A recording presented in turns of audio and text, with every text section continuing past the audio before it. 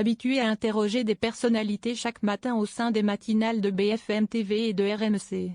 Apolline de Malherbe s'est retrouvée dans la peau de l'interviewé samedi 10 mai 2025.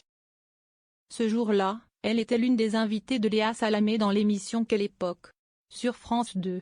Au cours du talk-show, la journaliste a notamment été interrogée par sa consoeur au sujet de Marine Le Pen.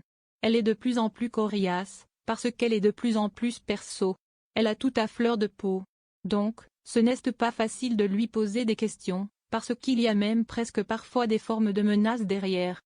Elle vous en veut, elle est dans quelque chose de très douloureux. Donc, voilà, moi, je voudrais juste lui poser des questions politiques très simples, a notamment déclaré Apolline de Malherbe. Pour rappel, la journaliste est à la tête de la matinale de RMC depuis l'éviction de son prédécesseur Jean-Jacques Bourdin.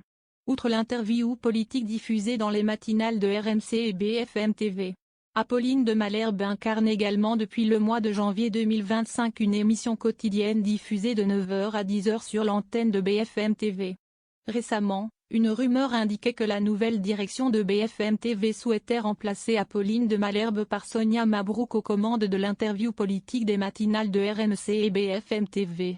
Cependant, celle qui assure actuellement l'interview politique des matinales de CNOU et Europe 1 a indiqué qu'elle ne quitterait pas le groupe Canal+ à la fin de la saison.